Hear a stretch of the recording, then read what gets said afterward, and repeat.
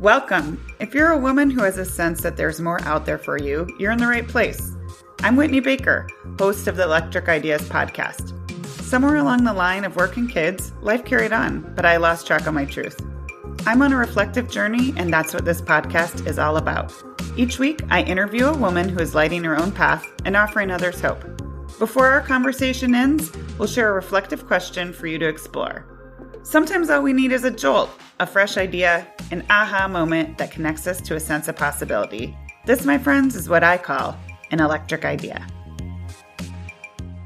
Welcome back to Electric Ideas. My guest today is Erica Smigielski. Erica is a depth hypnosis and applied shamanic practitioner, as well as host of the Soulful Soundbites podcast. As a practitioner, she uses a variety of modalities intended to help people awaken their consciousness and align with their inner wisdom. Through the lens of her work, she's got this really interesting perspective on what happens at night when we dream, and I'm super excited to learn more. So let's jump in. Welcome, Erica. How are you? Oh, fantastic. Thank you. Good. Well, you do such interesting work, and some people probably have never heard of applied shamanic practitioner as a title. So I thought maybe it would make sense to start out with you just grounding us all a little bit in your practice and what that means. Sure. It is a very confusing topic, and it gets sometimes mixed with the wrong intention. And so I'm happy to start here. So applied shamanic practitioner, it really complements also this healing modality of depth hypnosis. And being a practitioner of both of these methods, it really allows one to kind of reconnect themselves with their inner world and their outer world. And what I mean by that is the way we show up in life, our identity, the title we have, the name we have, with just our inner knowing and that deep, deep wisdom that we have, that sometimes we lose that connection. And we're so in our heads, we're so in our worlds and our careers and our lives that candle within gets kind of dim. And so my work as a practitioner in this space is to help them bridge that connection and sort of go into their psyche and help reconnect with just themselves, their being, their soul, their purpose, that clarity. So I say applied shamanic practitioner because I'm not an indigenous person, and those practices belong to the indigenous cultures and indigenous people. And so applied means that it takes a lot of their processes that apply across many cultures and are adapted in a way that works today. And so I have so much honor and respect towards those indigenous cultures and their people. And I view so many of them as teachers. So I want to lead with that, and that's so important in the work that I do. Thank you for clarifying that and kind of helping us understand that history and how you're applying it and interpreting it. I hadn't heard it put that way, so I really appreciate that. And I'm curious if you can tell me a little bit more about the depth hypnosis piece, because I kind of picture it as like your busy mind is asleep. And so you can connect with, I love how you put it so beautifully, that like kind of flame within, that inner being, in a way that may not be as accessible when we're on high alert with our mind. Tell us, yes. Is that kind of how, am I reading that right? Yes, for sure. So the depth hypnosis is a way to really slip into your consciousness and through a guided meditation. So you slip into that altered state and let that really active mind take a break and take a rest so that you can make that connection and you can access a lot of wisdoms. And in particular in this work, it's usually going in on an issue you may be having or some kind of symptom that you're experiencing, and going to the root of that and healing at that point. And that point could be this lifetime and regression work through a past life, and you heal at the crux of the imbalance or the crux of the issue and carry that healing forward till the current time. So that's the depth hypnosis. So it's done through a guided meditation, which really allows one to be at the helm and lead their experience, but yet again, just allowing their minds to really settle in that peaceful, restful state. Yeah. Speaking of peaceful, restful state, I feel like there is, in my mind, a parallel between kind of what we do when we're asleep and kind of that dreamlike access or accessing dreams and to this practice that you do. And I'm wondering about dreams. I feel like that's just such an interesting topic to me. And I think because of the parallels of your work, you have a lot of interesting perspectives on dreams. So I wanted to kind of jump into that and ask, like, what do you think is happening when we dream? Oh gosh, that is a good question that we could spend a whole hour on. And, dreams are such a great example of bridging our inner world and our outer world.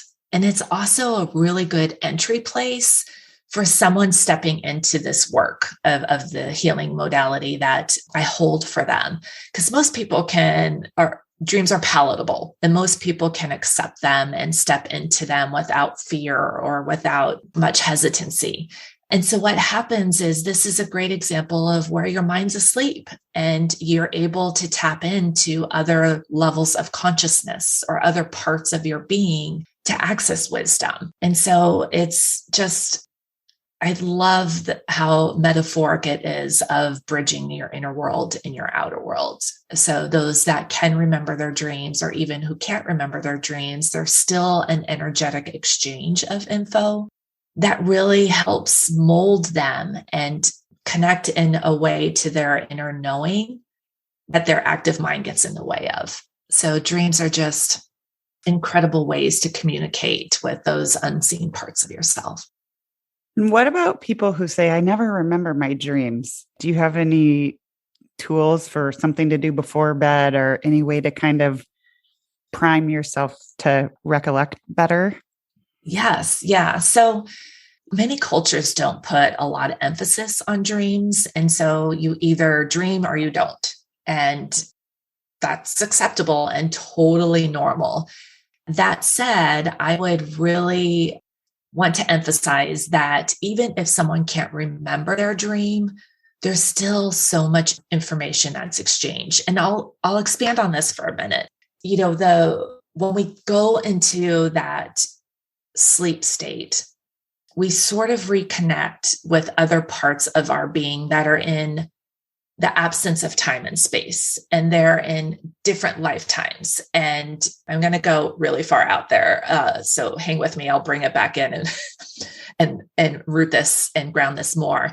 But in that dream state, you go into these other parts of yourself that are existing in the absence of time and space. So kind of thinking of this at a quantum physics level, is these parts of you are existing in other lifetimes, in future lifetimes, all at the same time right now. And so when you're in that dream state, you're able to access those places and you're able to get those deep insights, those learnings, possibly some imbalances there. And then it's when you get into that, and you're doing all of this unknowingly, it's happening without realizing it. And when you get into that REM state of your sleep, it's when our minds start to begin to put physical stories around it. And that's the quote, dreaming as we know it today. So even those people that don't remember their dreams, that REM state may not convert it to an image they recall, but yet they did go and tap into those other energies, those other parts of themselves, those other layers of their consciousness. And it did energetically come back to them when they wake up and they arrive. So sometimes that, even if they can't remember the dream, that information will come further ahead as, hey, I have a really great idea. And they don't know where it comes from, but they're like, man, that was such a brilliant idea. And so that's an example of how it sort of resurfaces in this reality. Or it could be those deja vu moments where you're like, no, I know I've been here.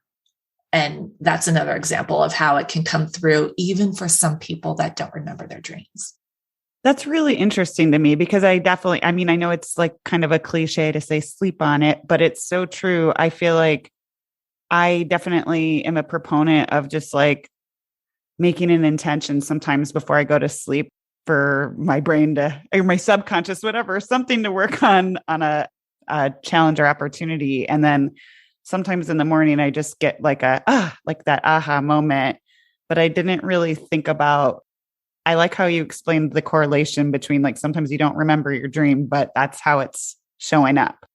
Right. Yes. And that's a beautiful way to tap into that energy, is having an intention as you fall asleep. And through this work that you do, it could also be connecting with a guide or a helping spirit or a guardian angel or whatever name that you choose to use, to, as you're falling asleep, to lean into them and with a question, help me understand what I need to know about this relationship that's creating a rub for me right now. And then when you wake up, I would, this is something I encourage everyone to do, those that can remember their dreams, regardless if you set an intention or not, is to start a practice of writing down your dream or recording it. Maybe you're not one who is a traditional writer, and maybe you use your phone and just record you talking and then coming back to it later. And you'll start to see information sort of surface for you of what you are needing, or a teaching perhaps, or something to observe or to look at differently, whether you set that intention before you went to sleep or not, because sometimes it just will arrive and you have a means to capture it. I hadn't ever thought about the audio file, but if you're just like, depending on what your morning routine is, doing that quickly so you don't forget, that seems pretty easy. Just if you want to track, I like that suggestion. I'm wondering, I feel like everyone's gone through periods of their lives where they have maybe big emotions surface in their dreams, or some people might have anxiety dreams, or goes far to like have, I don't know, night terrors might be a little extreme, but what do you make of big emotions that come up in dreams?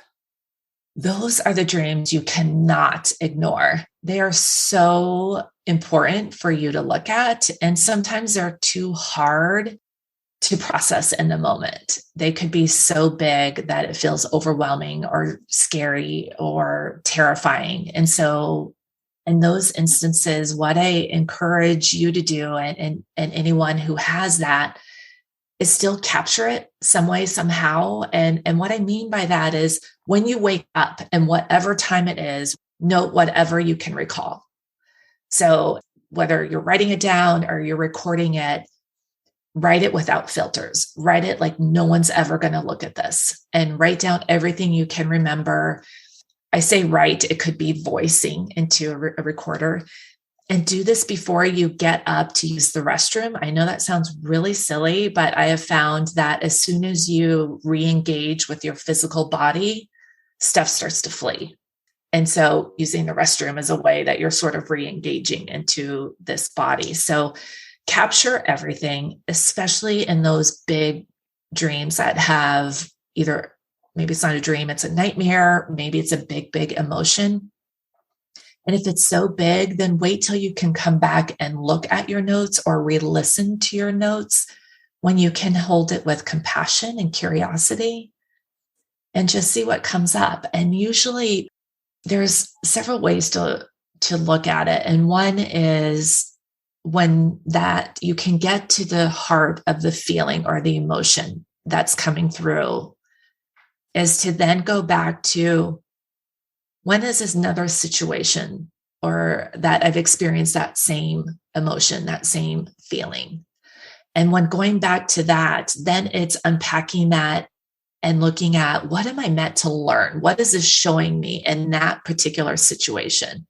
It's when you start to, sort of unearth that feeling and get into the roots of it, you start to then see like, oh, that's where this is taking me, or oh, I didn't realize that's where this was going. I'm going to share a personal dream to really make this a little bit more meaningful. And this was one that, it was a nightmare. It was not a dream. And I remember being at a gas station. I was fueling my car, And I was approached by someone that I just felt like did not have good intent. And I was threatened by them. It felt like being harmed. And then they came and they were attacking me. And so I, out of nowhere, was attacking back. And I was like beating this person in a way that I didn't think I had any knowledge of being able to do. And to the point where I knocked him unconscious, and there was people around looking. And I remember feeling like, why isn't anyone helping me? Why isn't anyone doing anything? And then I remember screaming, somebody call 911. Because I was still feeling so threatened. I wasn't sure this person was going to get up, but I woke up and just this tremendous amount of overwhelm and fear. And so it took a while to come back to this dream. And as I unpacked it and without sparing you all the details, what I realized when I got deep into the roots is this was a reflection of how entangled I am in my relationship to one of my parents. And that, I have felt threatened, but yet when I then respond to that threat, then I feel bad and I'm looking for it. So it really ended up being one of my most pivotal dreams in my life, to see that relationship with so much compassion and be able to unravel a lot of that entanglement. And then see that parent in a new lens and with so much more love. And so it is just how powerful a dream can be, especially those really big, big dreams. Yeah. I feel like for people that don't have your background, trying to interpret what a dream could possibly mean might not be something they can do right away, but just, okay, so if you have a big emotion in your own dream, what are some, and you get it recorded before you go to the bathroom. What are some ways that like the everyday person can maybe look at that or unpack that or get curious about it in their own way? Yes. Thanks for helping me bring this back. So this is oftentimes looking at symbols. Rarely does a dream come through crystal clear or linearly, like our minds like to think of things like, oh, I was running really fast in this dream, I must sign up for a race. Like there's not that kind of correlation. So you look at symbols. What is a repeated symbol that comes up in the dream? For example, a very common, I'm hesitating because I encourage people when there's a repeated noun, for example, what does that signify for them? What does that mean for them? And I encourage people to sort of think of that on their own first before then seeking external resources, because then you're taking someone else's interpretation of the symbol. So I don't like to go too much into symbols, but there's generally 3 symbols that are really common and widely accepted. And this can be a good starting point for someone who may be new to this. So let's say a repeated symbol could be a vehicle that they have in their dream. Perhaps they find themselves always in a truck, and it doesn't matter who they're with, they're always in a truck. And so then the question can be, well, what does a truck symbolize for you? And perhaps that's symbolizing that I feel like moving through life is like rough terrain. I'm always sort of all-wheel drive, 4-wheel drive through life.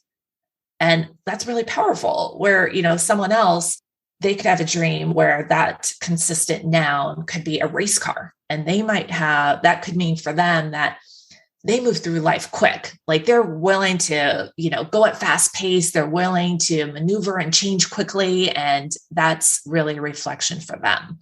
So a vehicle is a good symbol to entertain. Another one is if you have a dream or even a repeated dream about a house usually symbolizes your inner sanctum. And when you move to different parts of the room within a house, that typically reflects different parts of your consciousness. So, for example, if you have a dream and it's a reoccurring dream and it's the same house, but this time you're in a room and you're feeling like, I really need to clean the floor. This floor is dirty. I need to, and perhaps you're like clearing out, you're energetically clearing out that's part of you that's needing, maybe there's some heaviness there that's needing to be cleared out. So that's sort of another symbol around the houses. And I probably will pause on that because those can be pretty powerful directions to go. Well, I really like your guidance because it's more that awareness piece. Like, okay, this is like, I don't know, I'm going to go think. I have had a lot of dreams over the years where I'm in a boat doing different things, like different kinds of boats. So I'm going to like just keep back. But instead of, Googling, what does that mean? It's more an internal reflection of like, well, what is a boat to me, or what does a boat symbolize to me? So why is that it's very personal. So I understand your perspective. Yeah. That's interesting. I always wonder, and maybe you can let me know if you don't have a perspective on this, but like, it's always weird to me when someone totally random from my past creeps into a dream that maybe I didn't even have like maybe I did, maybe I didn't have a strong relationship with them, but all of a sudden they're like playing a role.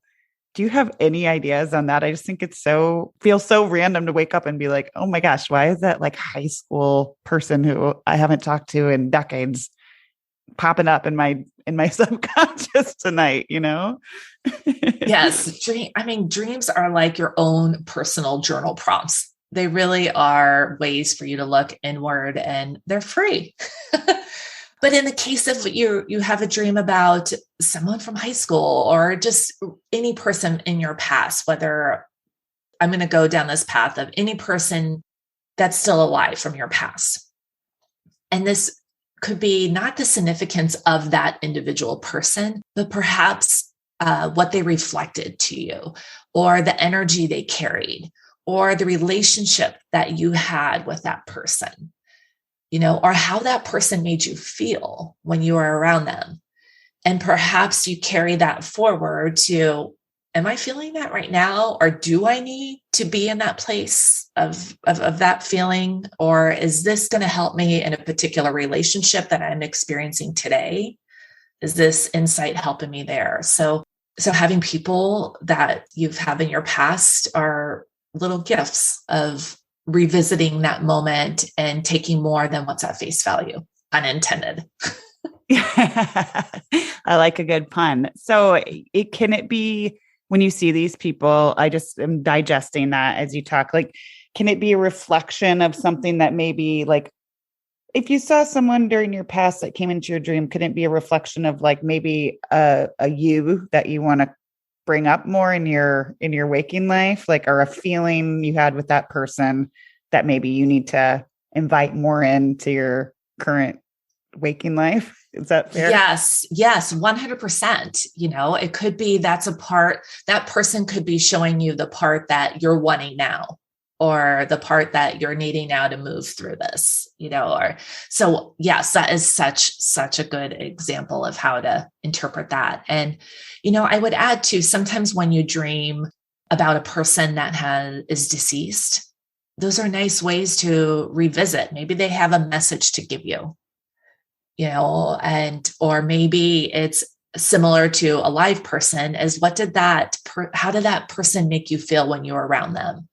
Or what were some of their key legacies that they left that maybe you're needing that reminder of right now in your life? So interesting. I know I could talk about dreams forever. I'm definitely going to start keeping track of mine now after this conversation. So thank you for that inspiration. I know we're coming up against time, but this plays in perfectly because we're talking about journaling and dreaming and how that can almost be your own journal prompts. And I'm a journaler and writer, and I really encourage my listeners to have deeper conversations with themselves and other women. And one thing I always ask my guests at the end is, what is a question that women should be asking themselves more often? That is beautiful, Whitney.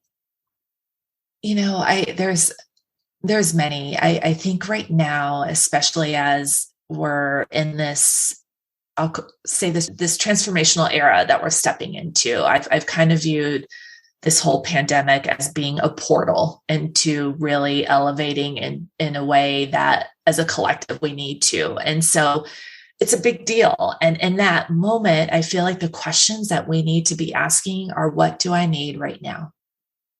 That's beautiful. And such I feel like I love how you put that, because I feel like for me, the past couple of years have been, there's been a lot of awareness with the change. And I think a lot of people got a lot more still than they had been in a long time, and got clarity on changes that needed to be made and their priorities and all of that. So it's a good time to be thinking about that.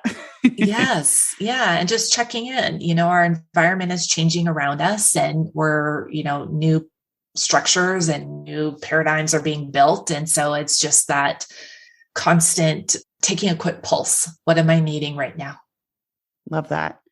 Okay, wonderful. Well, this was fascinating. And I feel like your work is so interesting. I know people are going to want to learn more. So where can we find more of Erica?